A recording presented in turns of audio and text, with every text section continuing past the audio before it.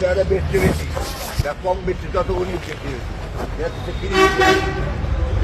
Husband বিক্রি করছে বা হ্যাঁ এখন এটা মন্ত্রী মহোদয় বিভিন্ন আইনজীবীর সাথে বসে বলছে যে এটা কে কিভাবে পাবে, তারা যেভাবে বলছে আমার সেভাবে করে দিতে বলছে। আমি সেদিকে এখন কথা থাকলে ওনার আপনার সময় মন্ত্রী মহোদয় আসতেছে, আপনি আর উনি যায় কথা বলে ওনার সাথে করে কথা বলে যে এরকম উনি তো পিছনে কিনছে না, এটা হলো মধ্যস্থতা, এটা কিন্তু মধ্যস্থতা যদি সবাই মানে সেটা না তো ব্যাপারটা বুঝো নাই তো না দাদা ওনার সামনে মামার সামনে বলছে যে পিছনের টাকা যদি কিনে নেন তাহলে আপনার সামনের টাকা দিয়ে দেবো। এর সামনে আচ্ছা, ঠিক আছে, আপনি যদি এই যে টাকা ছিল এই যে টাকা ছিল এর বউ ছিল, শোনেন, আমি এটা আপনাকে বলি, আমি আপনাকে বলি, যদি আপনাকে এটা বলে থাকি আপনি কোনো সমস্যা হয়ে থাকে আপনি এই খুঁজে আপনি আজকে যান, কথাটা খেয়াল করেন, এই কাকে আমার কথা আপনি আজকে 8টার সময় উনি আসতেছে অলরেডি রাজবাড়িতে ঢুকছে, এই দাঁড়ান আপনি আপনার জানাকে দিবেন না।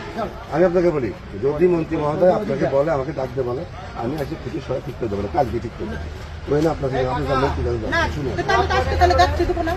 আরে দূর আপনি আমার কাজের একাত গোটাই না কাতে টাকা গোটাইতেছেন আমি কাজ আপনি ইয়ে করতে পারবেন না, ইয়ে খাইতে পারবেন না।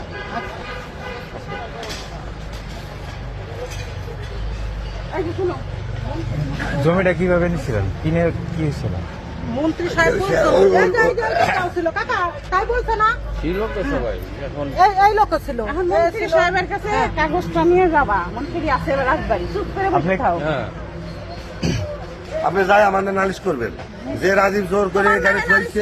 এক মিনিট, আমি শিখে দিতেছি, উনি আমার কথা শোনে নাই, আপনি বলে দিছিলেন শিখে দিতেছি এই কথা বলে আমি বলে দিচ্ছি, আপনি বলে দিছিলেন কিন্তু সে শোনে নাই, সে জোর করে খুঁটে কাটছে, আমার কথা মানে নাই, আমার কাগজ দেখে নাই, আপনি আমার এটা সমাধান করে দেন। উনি দেখে আমার বলুক আমি ঠিক করি, আমি 100 বার কাজ করবো, অসুবিধা নেই। মন্ত্রী আমার যতবার কবে ততবার ভাঙবো, ততবার খুঁজে কাটবো। না এটা তো আপনার দায়িত্ব দিস আপনি তো করবেন।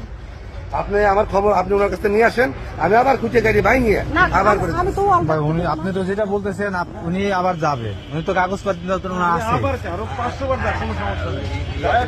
আমার কথা ওরা মানবে না, ওরা ওই পিছনে কিনাটা মানবে না, ওনারা মানবে না এটা টাকা এটা টাকা আইলো না মামা আমি এটা নিজে করি আমি কিন্তু বুঝি এটা আমি আপনার কথা আপনার কথা আমি বুঝতেছি না, এটা কিন্তু না। ও আচ্ছা আপনার কথা আমি বুঝতেছি, আপনি বলতেছেন যে 5% অতিরিক্ত শিবঘোষ দিতে ফেলাইছে সেটা তো আমি কিনছি, তাহলে আমার কাছ থেকে তুমি ওখানে দিয়ে দাও আর আমার সামনের থেকে দিয়ে দাও, কথাটা না এই কথাটা অন্য আমি বলি কথাটা শুনেন, হয়তো তারা মানে নাই বা এখানকার যারা আছে তারা মানে নাই, যে কারণে মন্ত্রী মহোদয় সৈয়দ মনোয়ার হক সাহেবকে সাথে কথা বলছে, অ্যাডভোকেট হাবিবুল্লাহ সাহেবের সাথে কথা বলছে, তারা বলছে যদি না মানে আইন অনুযায়ী ভাবে হবে, যেহেতু সে মারা গেছে, সে তো বাঁচে নাই, সে বাঁচে থাকা সম্ভব ছিল যে আমি বিক্রি করছি, আমি যে কিনে তোমাকে টাকা বুঝিয়ে দিলাম, আমি 5 অতিরিক্ত বিক্রি করছিলাম, কিন্তু সে তো মরার পরে ওয়ারিশ হয়েছে, সে তো জীবিত নাই, শিবঘোষ তো মরার পরে ওয়ারিশ হয়েছে, না সে কি গেছে সেটা তো পরের কথা, মানে আমরা আইনের কথাটা বলতেছি আমি না যে শিবঘোষ তো মারা যাওয়ার পরে তারা ওয়ারিশ হয়েছে, না এটা তো গাড়ি সূত্র এটা তো ওয়ারিশ সত্যি, কোনটা এই যে জমি তো ওয়ারিশ সত্যি, এটা হ্যাঁ। সামনে তাই দিয়ে তারটা তো খরিদ করা, হ্যাঁ সে তো শিবু ঘোষ মারা যাওয়ার পরে ওয়ারিশ হয়েছে, শিবু ঘোষের ওয়ারিশ সূত্রে সে দাবি করতেছে, সে তো খরিদ করার সম্পত্তি দাবি করতেছে না। তুমি তোমাদের দিয়ে দিচ্ছ তাহলে পরে উনি ওয়ারিশ সূত্রে, উনি যে 3.5% দাবি করতেছে ওয়ারিশ সূত্রে দাবি করতেছে না কি সূত্রে দাবি করতেছে, কি সূত্রে তাই দিয়ে গেছে কিরা দিয়ে দিচ্ছে, না ওয়ারিশে ওয়ারিশে দাবি করতেছে, ওয়ারিশই তো ওয়ারিশে দাবি আমার করতেছে। আমার স্বামী সাড়ে দাদা শুনুন না, 3.5 যে এখান থেকে এরা বলতেছে নিয়ে নিচ্ছি, কিন্তু 3.5 তো বিক্রি হয়নি, বিক্রি হয়েছে নিচের দাগের জন্য, তাহলে 3.5 এখানে পড়ে আছে নিচের দাগের আরে জন্য। বাবা আপনি তো আইনি বোঝেন না, ওটা ওনাকে জিজ্ঞেস করেন। এটা আমি বুঝছি কিন্তু ও বলছিল যে আমরা অলরেডি মানে আমরা কিনে আমাদের পাওয়ার করে দিচ্ছি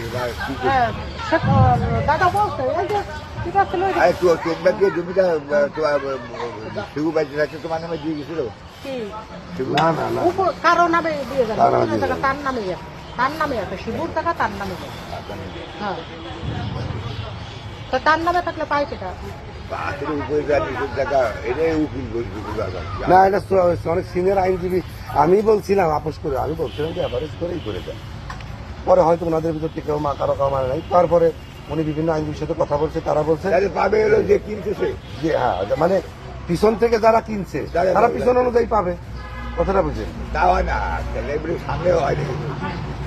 সেই যে লোকটা কিনছে ভুল, কিন্তু আবার সামনে সেই লোকটা পাবে, ওই পিছনের লোকটা পাবে। সামনে লোকটা। তারা পাবে। হ্যাঁ, ওই যদি তারই পায়। আর সেই জন্য তো আমরা ওটা কিনে দিলাম যে এটা কিনে তোমরা ঠিক করে ভালো। কি জানি এখন কি কিনলো, বলে। ঠিক করার জন্য কিনা হলে কিন্তু মানে নিল না তারা। এরা তার মানতেছে না যে এটা কিনা ঠিক হবে। এটা তো হয় না। তাহলে তো এটা আইনানুক কাজগুলো। আমি জানি না, এটা আমার মাথায় আছে। দাদা বসেন।